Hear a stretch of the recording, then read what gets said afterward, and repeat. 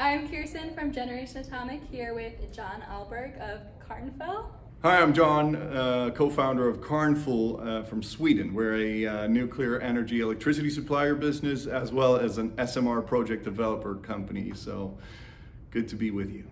Now, as you know, there can be pretty significant differences in public perspective on nuclear from country to country.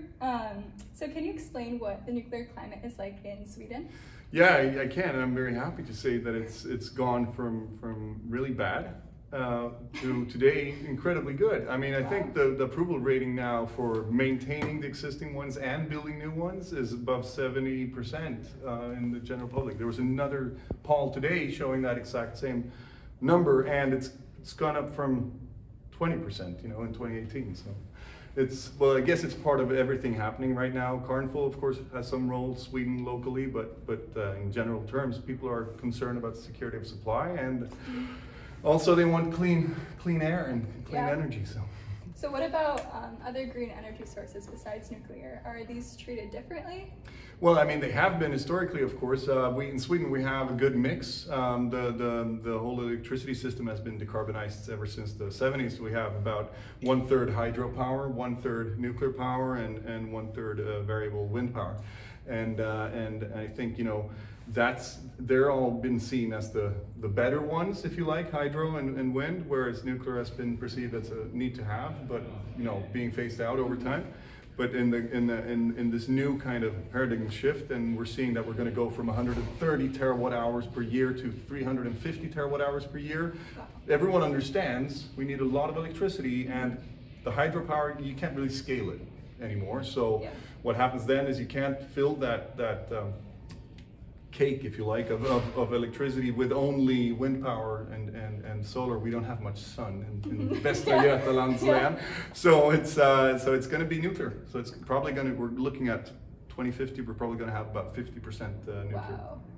That is an amazing difference in public perspective compared to here. Well, yeah, but I think, if you look across Europe, it changes from country to country, but we're seeing Denmark is a market we're operational in. It's gone from hating nuclear to 51% pro-nuclear in like 3 years now, which is incredibly cool as well. It's the students, it's the young people that are advocating this and making it, well, Greta, I guess, somewhat, she's Swedish, but the Danes have, they have some kind of pragmatic student movement where people are talking about, we have 50% wind, but whenever it stops blowing, we burn biomass, and that's a scam. So it's like the youth are like calling out the bluff, which is really helpful. But Denmark, on the other hand, has no history of building nuclear power, so we need to start from scratch there, if you like, if we're going to build some SMRs. But why not? It's going to be needed. Yeah. What inspired you to start a nuclear energy company, and how did you come up with the name? Well, I think what inspired me was I really wanted to do something else. I've been working with payment solutions and digital security for 10 plus years, and I wanted to try my hands as an entrepreneur, and working with Chris, my co-founder, we threw ideas around, what can we do in electrification, storage, geothermal, and then we started looking at nuclear, and we just said, wow, this is such a good technology. Why is no one talking about it? Great idea. So it just started from that angle, and then I guess the name Kärnfull makes little sense in US, but it's Kärnfull is a play on words. Kärnkraft is nuclear, so we took half of that, and then Kärnfull means vigorous or energetic. So it just made sense to be the energetic energy company. So Kärnfull is a play on words, but it's that's what I've said, it's another umlaut brand you need to learn, like Häagen-Dazs or all these different brands. But I kind of like the sound of it, even in English. Kärnfull, it sounds like we're careful, which we are. That's a great explanation. Now, could you describe to me the process of creating nuclear energy in a way that a 10-year-old would understand? I've tried to do it to my 10-year-old, so a couple of times. I'm just explaining when I put on the tea kettle, when I boil water at home, I've tried to say, this is essentially like a nuclear power plant, honey. There's water in here, and when I split an atom or I click a button, it starts boiling, which turns into gas, which turns a turbine and charges your iPhone. Seems so simple. Well, yeah, like but it's done so without emissions or anything, because that's what they're, not only are the carbon emissions, but also, in terms of polluting airs. You know, there's a lot of that, and across Europe, people want to clean air. So I think. But I know it's not that easy to explain. I agree, because splitting an atom, what does that even mean for a kid, you know, and or for myself? It's magic. Now this is interpretive, but what do you think is the coolest thing about nuclear power? I think its ability to kind of build abundant electricity to you know, lift people out of electricity poverty around the world. I mean, it's just like, it's so small and nimble in terms of footprint, yet so incredibly powerful in terms of using small natural resources to make energy. You know, it's so difficult. I think that the word is the coolest thing. To you, is nuclear energy more of a bridge to renewables, or do you think it's a destination? No, I think it's a destination. I think the destination is 24/7 carbon-free energy, and that's going to be a lot of different players in there. And that's why I think when we're seeing in Sweden, no one really sees us as competition anymore. And this is an important part. The project developers in wind, etc., they're rooting for us and hoping that we get to build some SMRs, because they need grid stability to be able to add more wind power to the grid as well. So it's like, I think what's panning out in Sweden and maybe across Europe is this kind of understanding that it's not going to be either or, it's going to be all of them, and nuclear's. That's amazing. Well, yeah, maybe I'm you know, too optimistic, but that's really more of the general consensus. And then of course there's pockets of people that have strong feelings of it, but they tend to be in the 70s, 80s, and probably going to be. Well, the energy industry needs optimists for sure. Sure. It's a lot of I mean, the challenge in itself is, it's incredibly difficult to achieve what we need to do in terms of creating all of this clean energy. So it's you know, it's not going to be easy for sure. But I think all good forces and sources need to be joining up, and you know, and then we also know that if we get to a place where we're technology agnostic and we get to a place where we're gunning for 24/7 carbon free, when you start doing the math, like we've done in Sweden, I told you 50% of our 2050 grid will be nuclear, is because it's the cheapest and cleanest and least nature intrusive. Yeah, exactly. Yeah. Goes on. So it's a really strong product, you know, compared to other sources as well. So. Absolutely. Now, finally, what do you think is the most common misconception people have about nuclear, and how would you respond to it?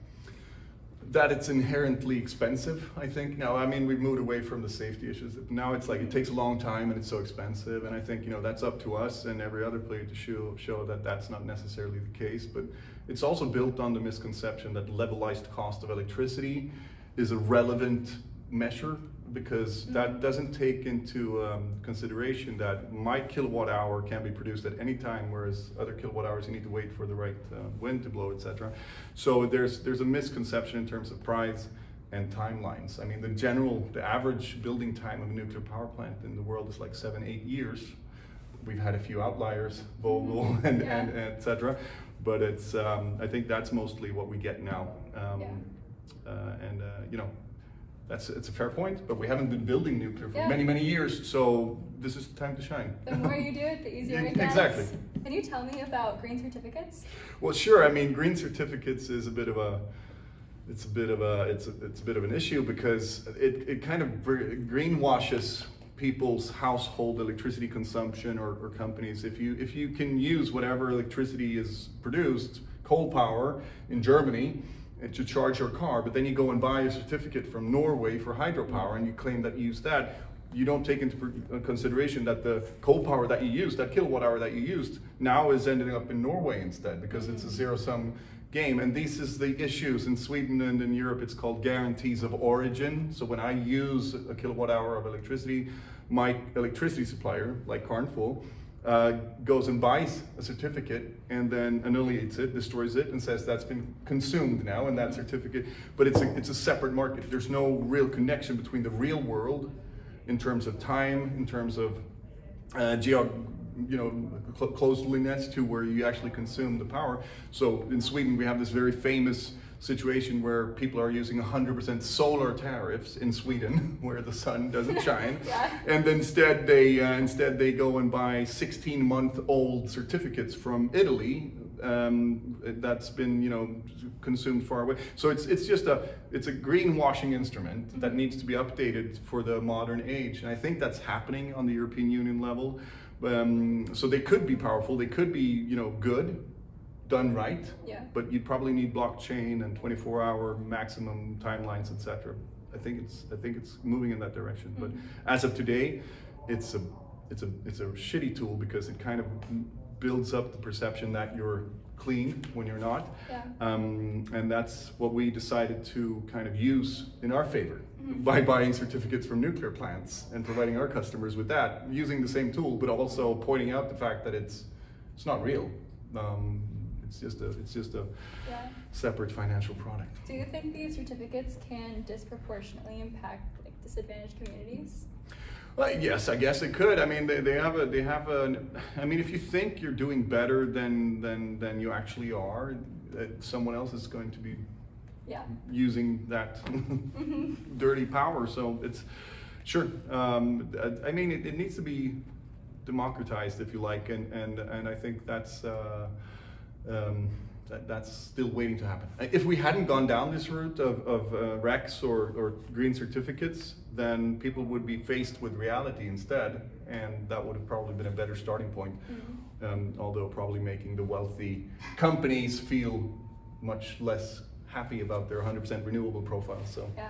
So it's about time, because again, time is really running out. Of the essence. So, every day. And that's a wrap. We had a great time talking to John, and definitely go check out more of Kärnfull's work.